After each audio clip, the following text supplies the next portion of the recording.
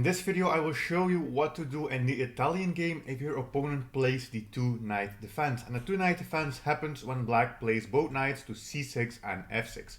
And we get to this position after the moves e4, e5, knight f3, knight c6, bishop c4 Italian game, and then knight to f6 by black. And the first thing I have to say here is we are going to continue with the move d3, which is a really standard plan that we have here as white in the Italian game.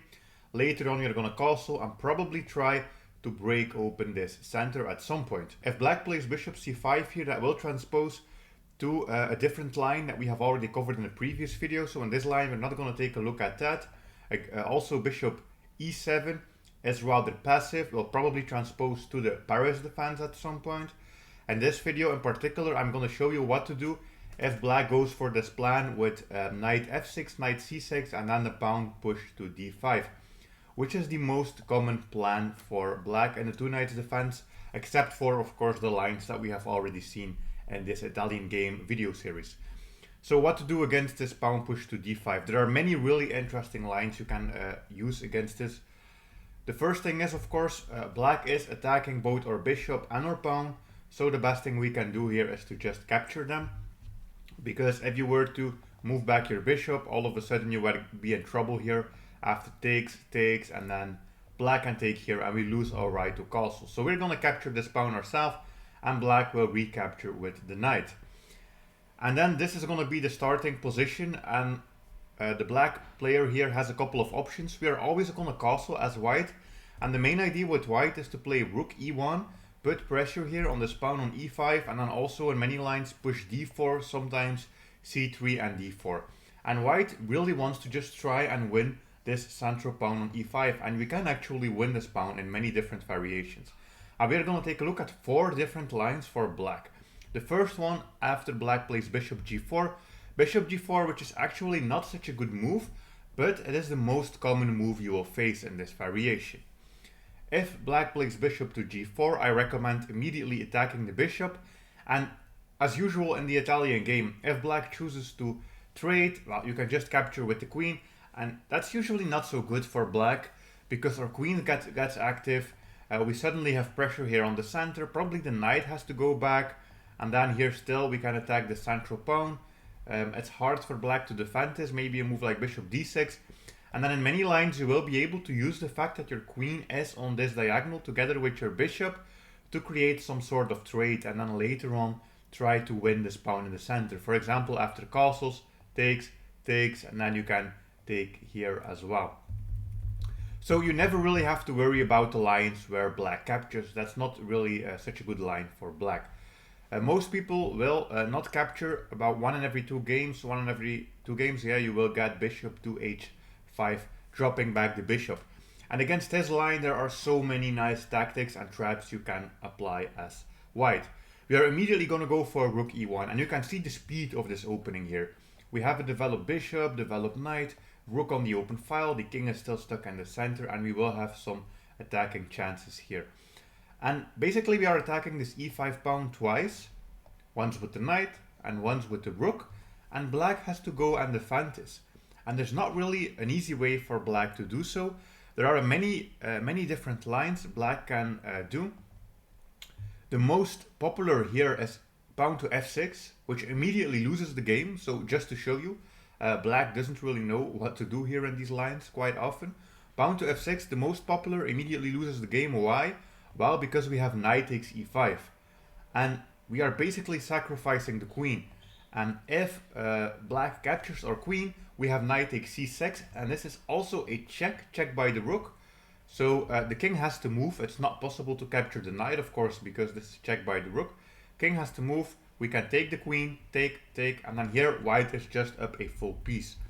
A full piece, and still the position is pretty damn bad for black as well. This is also still hanging, the king is still in the center, so just devastating for black. And this is the most played line.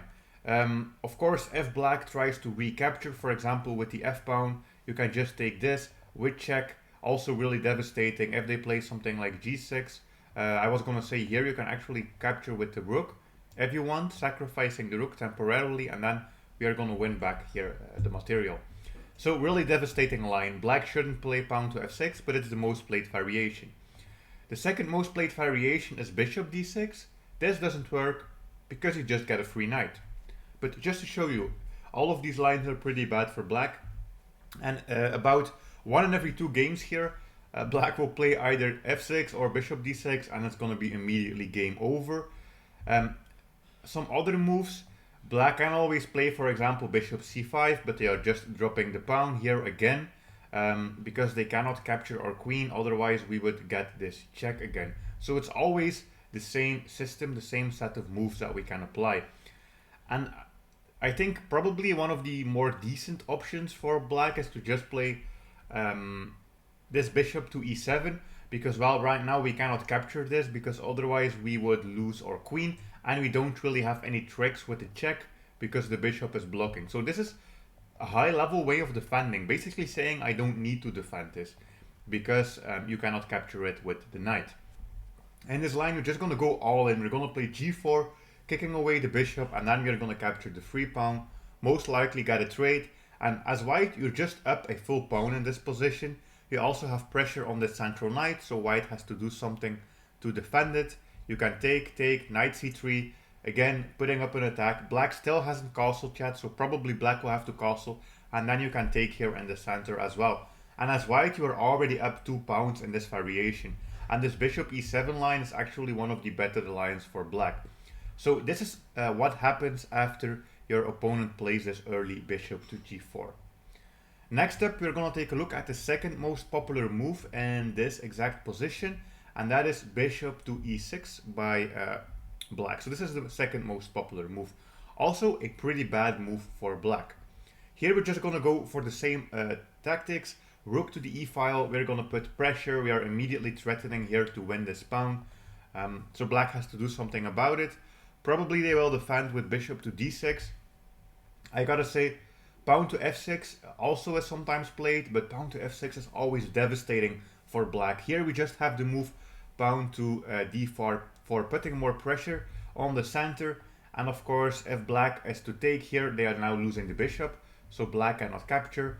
We basically have extra threats here. We can play the queen up, put more threats on this file, and some lines will also play the bishop here. For example, this. And all of this is pretty devastating for black. So f6, never a good move. If black plays this, they will always be losing rather quickly. Bishop d6 is a decent approach here, trying to just be safe in the center. But we're going to go all in, push pawn to d4 and start an attack here in the center. And again, 1, 2, 3 attackers and only 2 defenders by black, the bishop and the knight. So black has to do something. Black can capture. Black sometimes also just castles and doesn't care. They just lose the pawn. That's also possible. If they want to save it, probably they have to capture us.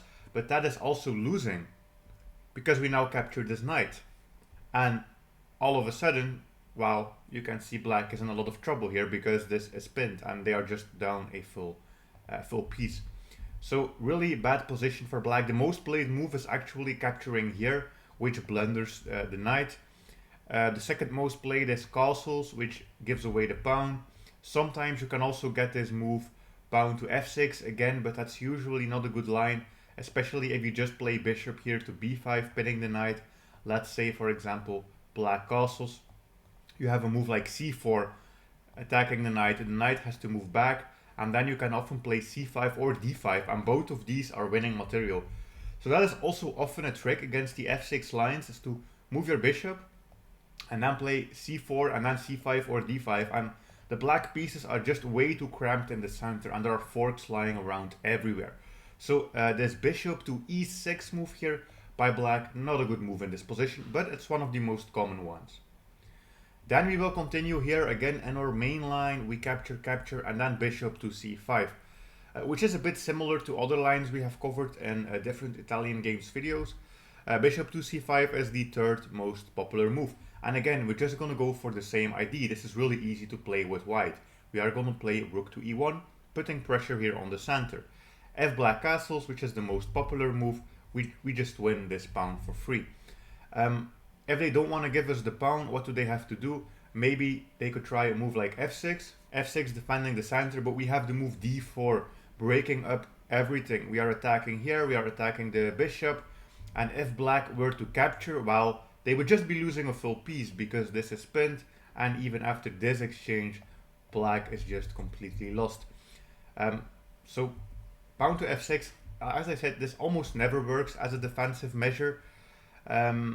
Maybe they could try to go for the bishop g4 line here, but this is pretty similar to the earlier lines we have seen with bishop g4. We're going to play h3. If they capture us, we're going to capture with the queen. And if they move back, they are immediately losing again because of knight takes e5, bishop takes, check, and this is exactly what we have seen before as well. So bishop g4 never helps. Pinning this knight doesn't help. Bishop c5, not a good move, because d4 is still possible since this is pinned as well. The best option for black is probably just to exchange this, but now again, a lot of problems for black here. This knight is under attack. The knight probably just has to move back to f6. Then we are playing bishop here. Oops, for example, castles, not the king slide, but castles. Takes, this is falling, and black's position is just collapsing. So again, black's just pretty devastatingly lost in all of these lines. And then we're going to take a look at the fourth most popular option, and I think this is probably the best option for black, and that is to play really early on bishop e7. And the reason a move like bishop e7 is so strong here is simply because bishop e7 blocks this file for the rook. So many of these tactics with an early d4 push or winning materials somehow, somewhere, all of that doesn't really work because the pin does not exist. But we're gonna go for rook e1 anyways. And the most popular move here is bishop to g4. Of course, there are other possibilities. Castling is also possible, which is played a lot, but I mean, black just loses a pawn. Yeah, sometimes you get f6, but against f6, again, we're gonna push pawn to d4. For example, after takes, and this is really not looking so great for black. The knight can jump in here. If they capture us, we're going to capture with the queen. We have double pressure here. We have a developed rook on the e file. I mean, black is just extremely lost. f6 always loses. Sometimes maybe bishop f6, a little bit crazy. There's bishop zigzag, but it is possible. Again, now you can play d4 because this file is open. Maybe castles, and then you win this pawn as well. So many different lines for black, most of them losing. Bishop g4 is the most common approach, which is understandable because black wants to basically eliminate his knight so that we cannot capture here in the center. And again, bishop g4, we're always going to play this move pawn h3, attacking the bishop. If they move back or if they take, well, we can take with the queen. This knight is under attack, probably knight f6, bishop b5.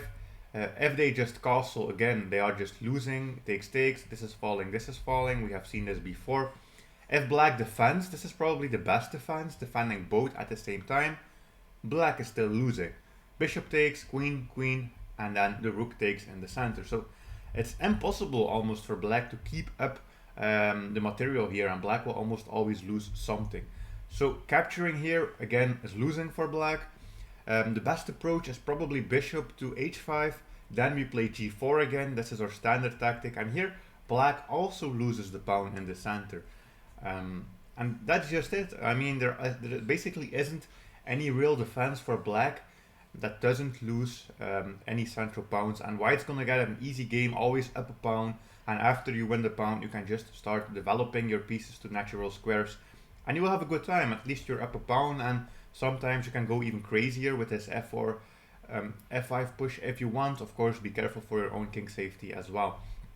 And as I said, if black plays any other moves in this opening, for example, bishop here, pawn to d6, you should definitely check out my other videos on the Italian game, because I'm trying to cover every single line. I cannot cover everything in one single video, so I'm gonna make this into a big series of Italian game. That's it. If you enjoyed this, definitely subscribe, and as always, I'll see you in the next one. Bye.